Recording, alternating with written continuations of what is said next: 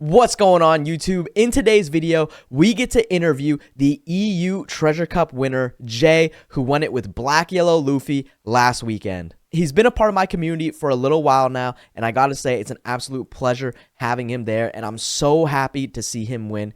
And I feel like this video doesn't need any more explanation because you guys are gonna be seeing everything covered throughout this video. So let's just get right into it, and I hope that you guys enjoy.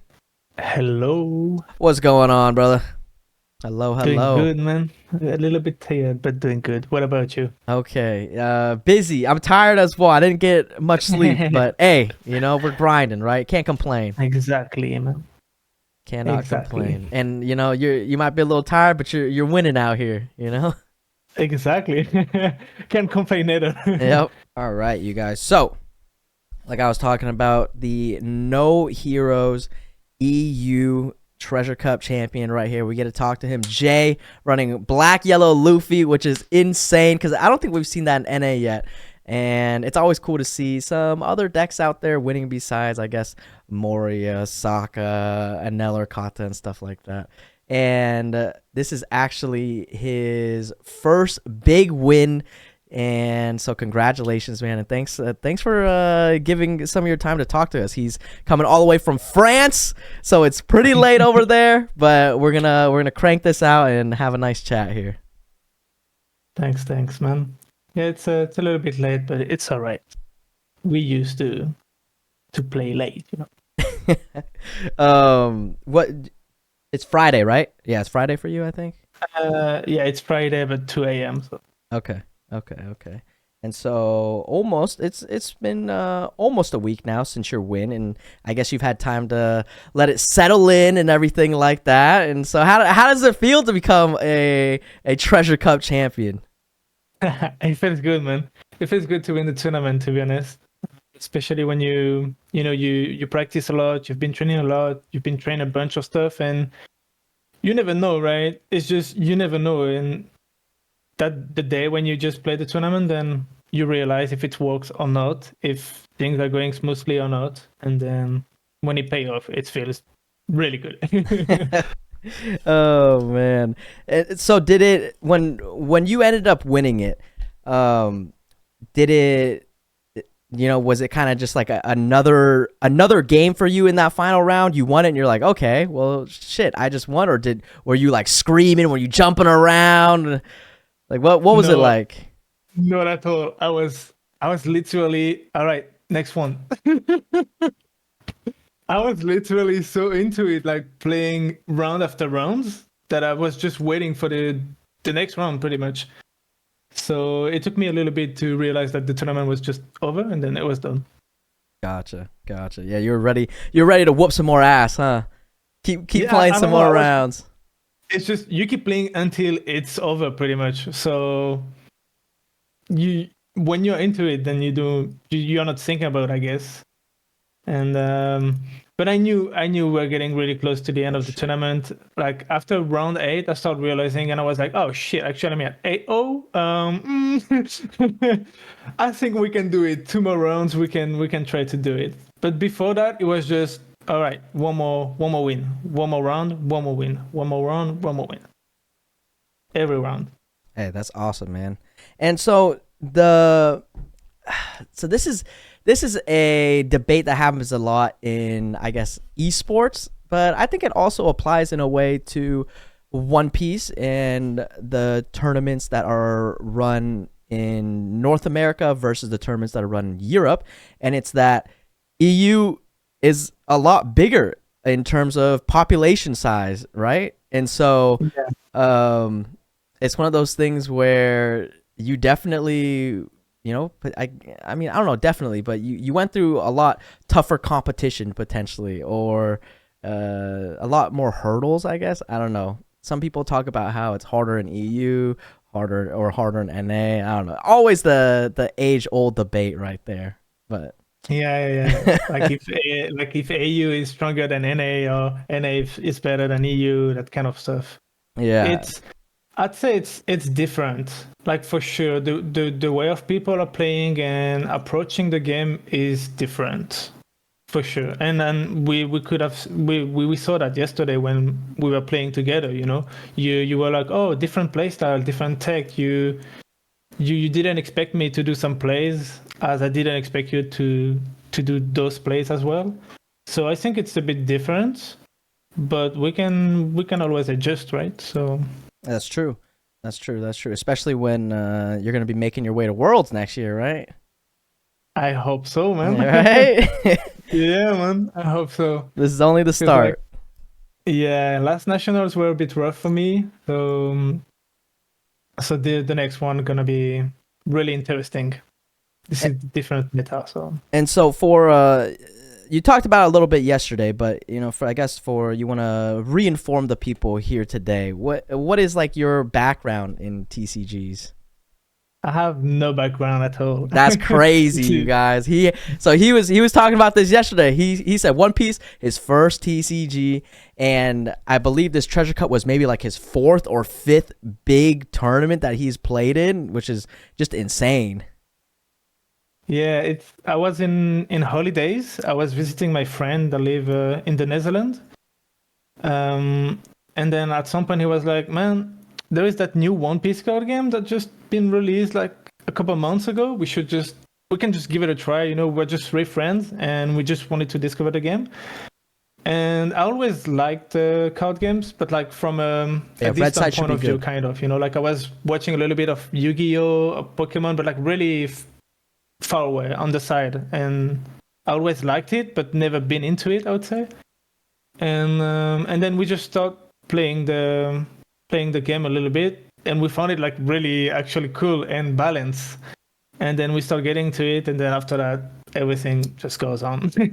That's awesome. And then man. doing the first major event, and then after that it was the national, then another major event, which was my first online, and then the Treasure Cup. So then, before getting into the One Piece card game, did you watch or read One Piece? Did you care about One Piece at all or know about it? Oh yeah, I was watching the anime, yeah. Okay, and okay. reading the manga, yeah. All right. So that definitely helps about getting into the game and whatnot. Yeah, for sure. yeah, for sure. I think I wouldn't say it's a must, but if you do not read or watch the manga or the anime, it's like a little bit weird, isn't it?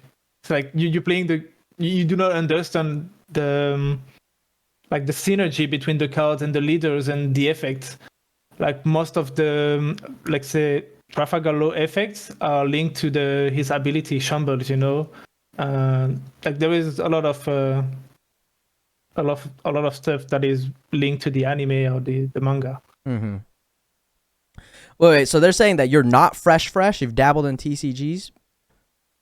Hmm? No, he's fresh, right? This One Piece was like your first TCG, right? You're saying? Oh yeah, that's the first TCG that I've been into. Yeah. Yeah. No, he's fresh, for sure. But you said that you were like kind of watching some other TCGs. Yeah, just looking at some videos and people playing, but never played in any other tournaments for TCGs. Yeah, that's crazy. Chat asks, how was the learning curve for you? For One Piece? Yeah, for One Piece. It was it's a bit weird, but it was fast and long at the same time, because I was just trying to catch up on like my level back then. I was trying to catch up on everyone at my locals, like when I started playing, and I came back home after work and I was just grinding, trying to learn the game. Like there is so many stuff to learn, when you have to take a life, when you have to be aggro, when you have to control a bit more, clean the board, go wide on the board, like all of those stuff while you're playing. I was learning that and trying to catch up on everyone, and it felt long, but at the same time it just went so fast. And then at some point I started winning the locals, and then I was like, oh, okay, now I'm getting pretty much where I wanted to be, like when I started. And I'm like, okay, now the next step will be big tournaments, right? So where we could meet like people from all over Europe, and then getting some bigger prizes, and just good competition, because I really like the competitive aspect of stuff in general. And yeah, it's been I wouldn't say it has been easy, because it has been quite frustrating at some points, like when you were just grinding and you think that you're ready for the next tournament. You're like, okay, I know everything, I've been working on the matchups, I know pretty much everything that I need. And then you just arrive at the tournament and you start and you're like doing 03, 04, and you're like, what the fuck is going on? And it's just, it could be frustrating, but as long as you just don't give up, I guess, like just keep doing it, then it's still it pays off, and it paid off for me last Sunday, I guess. That's awesome. And so, speaking about preparation, how did you prepare for the Treasure Cup? What are some things that you have done? Okay, so at first they said that EBO1 was allowed. So we all thought that we were gonna playing with EBO1, and then there was like some problems with the distribution, sorry, of EBO1. So they said that EBO1 wouldn't be allowed for this tournament. And then I was like, damn, I've been practicing with EBO1 deck list. So the only change was Flampe in the deck. And I was like, okay, so what is going to change for me actually? If I look at it, it would have just changed one card in the deck list, but the meta is much more different. And I was like, okay, maybe it's still a good call, because if the meta is not the meta from EBO1, then BY Luffy might have more potential than he has in EBO1, because people are going to play Katakuri, which is a little bit less played in EBO1. Like NL is coming back for yellow, so it's you're going to start to see a little bit less of Katakuri. And in OPO6, then there is a lot of Katakuri, which is a matchup that is pretty favorable for BY Luffy. And then there is Moria, which is also a matchup that is favorable for BY Luffy. So I was like, okay, there is 2 out of the 3 big leaders that are pretty, I wouldn't say easy, right? But it's fine. It's you want to play those pretty much. And I was like, then what is the bad point for BY Luffy? Like, which opponent I would like to avoid is obviously Sakazuki. And then after that, what? There is pretty much no big threat to BY Luffy in OPO6 except Sakazuki, but it's just my take on it. And I was like, okay, then let's just stick to BY Luffy and find a way to keep the deck as it is without Flampe. And then I just went for Makino, and I practiced a little bit, and that's pretty much it. Yeah, it's so crazy that we're end of May pretty much, and you guys played in a tournament that is OPO6, no EB. That is crazy. I totally forgot about that too. Yeah, that is crazy. Like, what, dude? I think a lot of people they were all prepared for a tournament with EBO1, to be honest, and people have been grinding either on the sim or remote playing, or everyone has been being prepared for the EBO1, because there is like a lot of change, I would say. Like for a few decks, they are getting much more stronger, like Red Popolo, Uta, NL. All of those decks are just getting stronger with that EB. So I think people must have been a bit frustrated of not being able to play EB1, because they probably have to change their leader at the last minute. Like they probably had 1 week to practice and just change their go-to, I would say. Okay. So, all right. Well, shit. Let's go over this deck list here and have you talk about it, and also kind of like what you did in for those matchups that you had here, and I'll share it on your screen. Okay, so go right ahead. Tell us about your pride and joy here. All right. So I think we can start with the core of the deck. So we have Garp, which is the root of the deck, the Searcher, which is pretty standard. You're gonna see it in every BY Luffy deck. You can just search the big Ace, Sabo, Luffy, or even the babies with that. And then you have 4 copy of the baby Sabo Ace and 4 copy of the big Sabo and Ace, which those cards are literally mandatory for this deck, and you run the whole deck for those cards pretty much because they're just way too strong like together. Then you have the 5-cost yellow Sabo, which is a good removal. I've seen a lot of deck lists running 2 of this Sabo. I run a little bit more. I run 3 of those because I think this removal is really important against some matchup like Sakazuki.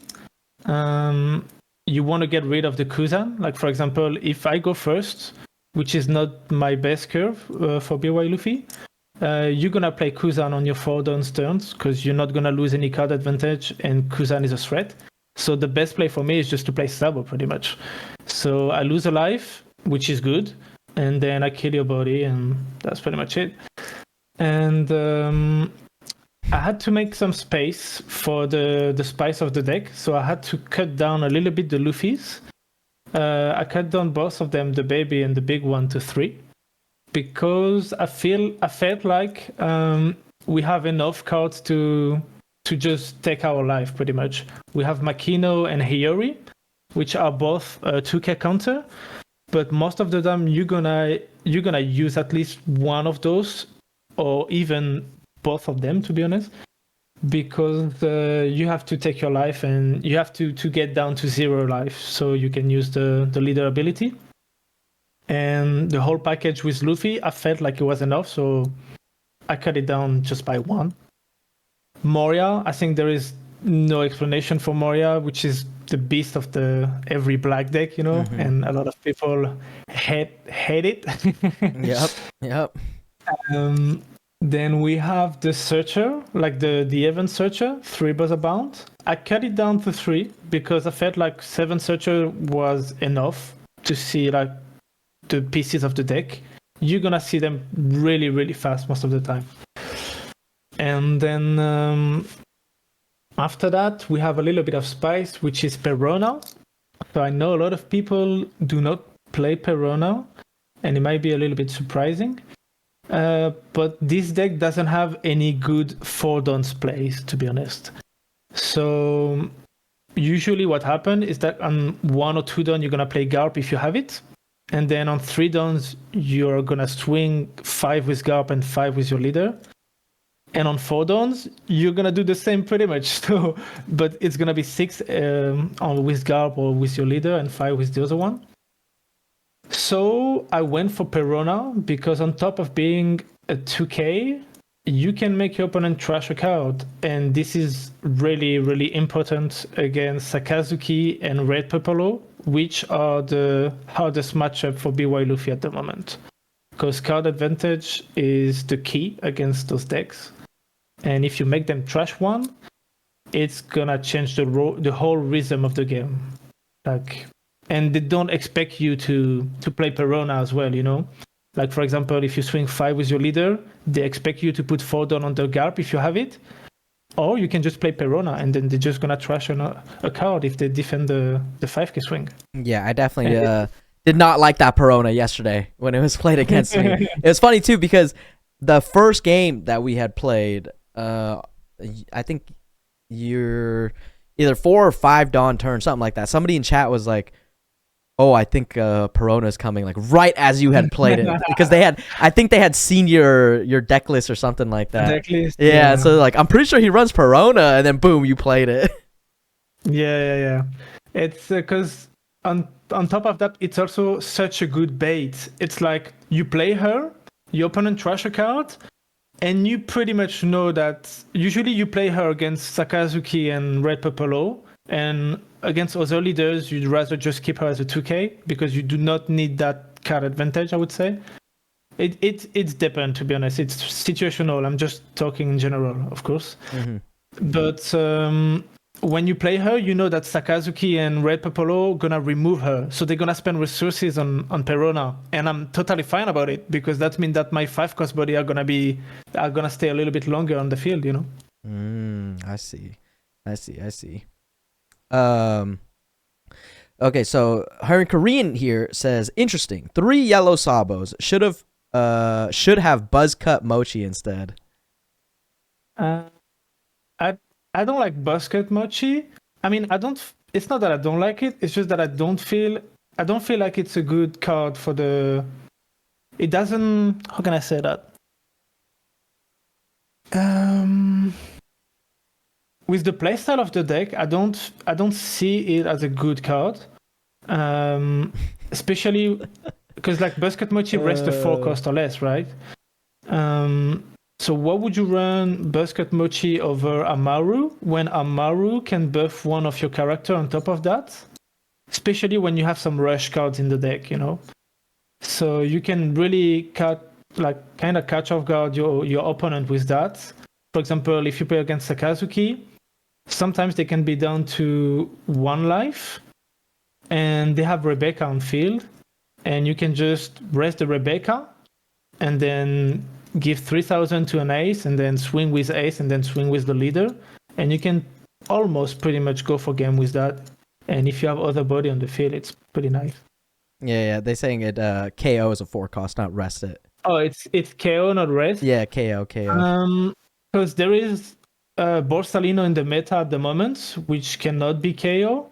And if they play Sab over, let's say, Rebecca, then you cannot KO her never.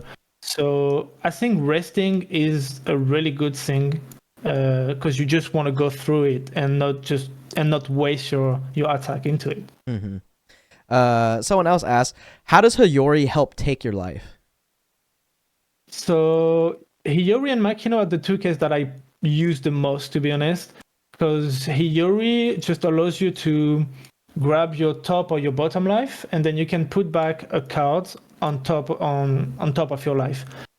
But you are not forced to do that. It's like if you're down to 1 life, you can just take the last life with Hiyori, and you do not put anything. Then you use leader ability, you're down to 0, put back 2 5 cost, use the babies, and then boom, leader is at 9k, you got a blocker, and you got a rush. But sometimes it can be really helpful because you can be in a loop of 1 life card. Like, let's say you have 1 life card, you use Hiyori, you take the last life, and you put Sabo, play baby Sabo, and then you play the Sabo that you put in your life, then use leader ability and put back 2 5 cost. And then you can use another baby, and then your leader is at 9k, you have 1 life, and you should be fine. That's pretty much what I do against Sakazuki most of the time, because that way he cannot just like hand blaze my blocker and put everything under the Moria and swing for 20k. Oh man, yeah, I definitely experienced that. You did that against me yesterday. Yep. But it's really situational of the board of your opponent as well. It's like if your opponent doesn't have any big bodies, like you can play at 0 life. You do not mind because they don't have any big bodies. So they will have to invest a lot of Dawn to swing at you because you are a 9k leader, and it's gonna cost you not too many cards to defend it. So no, yeah, that's awesome. Honestly, it's really cool to see your thought process when it comes to your deck, and those Peronas definitely are interesting.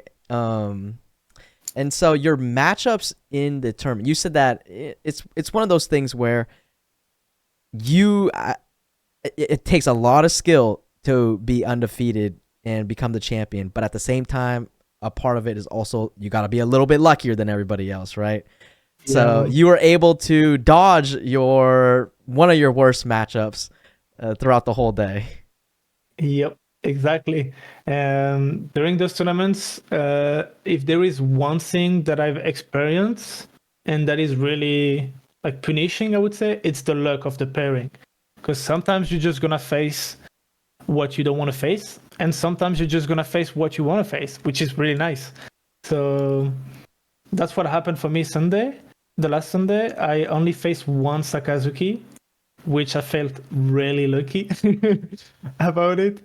And even when we were getting close to the end of the tournament, like during the semifinals, it was Moria, Katakuri, Sakazuki, and me, the BY Luffy. So I had 2 chances out of 3 to get one of the leaders that I wanted to face, pretty much. It was either Moria or Katakuri in semifinal, I was fine. And it's the same for the final. So I definitely got lucky for not facing too many Sakazukis, even though this is probably the matchup that I've practiced the most against. But not gonna complain about not seeing him. Hey, So let's go. And then you said, what happened during your Sakazuki game, the one Saka game? oh, it was Tell us it about was it. a game. It was a game lose for him because he had some network problem. So his camera was freezing. So it happened when he drew a card.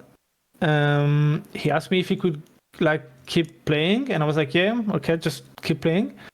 And then his camera froze again when he took a life when I did a damage. And then at that point, I just called a judge to ask him what we should do, because obviously he was lagging, the camera was freezing, and he was doing like important stuff, like taking a life, drawing a card. It's always a little bit sketchy when the camera is freezing at that moment. Mm-hmm. But when the judge arrived, then his camera froze again, and then the judge literally said it was a game lose at this point. So if the camera freezes for like 3 or 4 times for like 15 seconds, then there is no need to continue the game. So it was just hey man, we take it. We take it, dude. We take those, man. We take those Oh for sure. my god, dude. That unfortunately, it's not something that can happen in person though. I don't know. I don't know That if is somebody true. can be lagging like that in person, but hey, for the Yeah, but online, in person you have the no shows as well. People Yeah. do not show. And yeah, that's true. That's true, man. Oh man, what an insane run. Was there anything else interesting that happened on that day in any of your other matches? I think the hardest game for me, it's pretty friendly because I want to face Moria and Katakuri. That was my call for that tournament. I was like, there's gonna be tons of Moria, tons of Katakuri. I'm pretty sure of that. And I wasn't wrong, I guess, because 60% of my games were against those 2 leaders. I faced 3 Moria and 3 Katas. And the semi-final, it was against a Moria, and it was probably the hardest game of the day because I didn't see any 5 cost, which is really Wow. rare. Wow. Okay. I saw like 2 5 costs, which was the yellow Sabo, which is not the card that you want to see against Moria, and then the 5 cost Sabo, the black one, which is one of the main piece against Moria. But I only saw those 2, and I have to do the whole game with those 2. Wow. So it was really, really rough. And he saw the Peronas. He saw 2 Peronas, which is not good for me because I don't want to trash my cards. Card advantage is the key for my deck. So he saw 2 Peronas, and I was like, oh my god, how am I gonna win this one? And I managed to get through it. I think the games are gonna be on YouTube in a couple days. Okay. On the YouTube channel of No Heroes. Nice. They're already on the replay of the Twitch channel, but the semi-final was for sure the most thrilling games of the day, I would say. Okay. And so, for moving forward now, since I'm assuming your next tournaments are going to be either EB01 or OP07 legal, what are you going to be sticking with Black Yellow Luffy, or are you thinking about changing it up? I think I might stick with the Black Yellow Luffy for now, because in OP07 this deck is getting much more stronger, and the meta is gonna change a lot because Sakazuki is not gonna be around anymore. So obviously there is still red purple low, but the Black Yellow Luffy deck is gonna get some support with OP07, which make the matchup a little bit less tough. And there is obviously other leaders that could be annoying, like Bonnie is a little bit rough from what I saw. I didn't dive too deep in OP07 yet, but from what I saw, I know that Bonnie is a little bit annoying as well. But other than that, I think Black Yellow Luffy has a really good spot in the meta. In EBO1, it's where it's a little bit tricky. I think there is much more matchups that are like 50-50 or where it's not one-sided, I would say, for Black Yellow Luffy, which make him a little bit less good for EBO one. But it's still a really strong dex, and you can still manage to win a lot of tournaments with it, even though there is some complicated matchups. Hell yeah! And so your next tournament is gonna be a regional, and that's gonna be EBO one legal, correct? Yep, exactly. Okay. Yeah. Okay, and so I think that's like in 2 weeks time or something. No, next week. Next week. Yeah, Yeah, next I week. have Next because week. Yeah. I sadly I cannot go to any offline regional right now. Like every time that like all of the dates that we had for the offline regional, I couldn't make it because I have some stuff going on as well. Mm-hmm. And so my 2 next regional are gonna be online on June 9th and June 15th. Okay. Okay. Well, dude, I appreciate you giving me your time, and I know it's late there. It's like what, 2:30 a.m. for you? Yeah. Yeah, it's pretty late, and so good luck Always a for pleasure, the man. online tournaments, and we'll definitely be playing some more. I'll try to give you some more reps before your tournament next week. For sure, man. I always enjoy playing against Sakazuki. Yes, and hopefully you'll be able to make it to an in-person event, because I know that's always the thing that I guess people talk about, where it's like, man, this guy performed online, but what about in person? You know, can he perform in person? Because it's a whole different beast.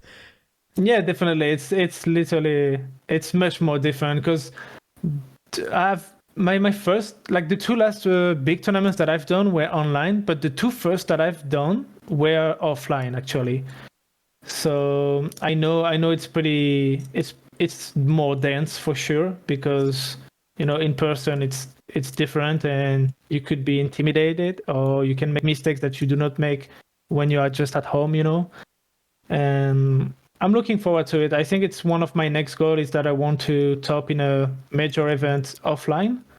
And if I can win one of those, then I'm gonna take it for sure. Yeah, can't say But no the to goal is that. at least the goal is just to top for the moment, top and being consistent. That's the key. Okay, let's go, man. Let's go. Well, get some rest, all right? And I'll Thank be you, talking man. to you soon, brother. Yeah, for sure. Enjoy the rest of your stream, and thank you for having me on stream, man. Thank you. Thank you. Thank you. All right. Bye. Bye bye. All right, that is the end of the video right here. If you guys have watched the whole thing and enjoyed it so far, make sure you guys go hit that like button. Go comment down below. Let me know how you guys are doing. Let me know what you thought about the video.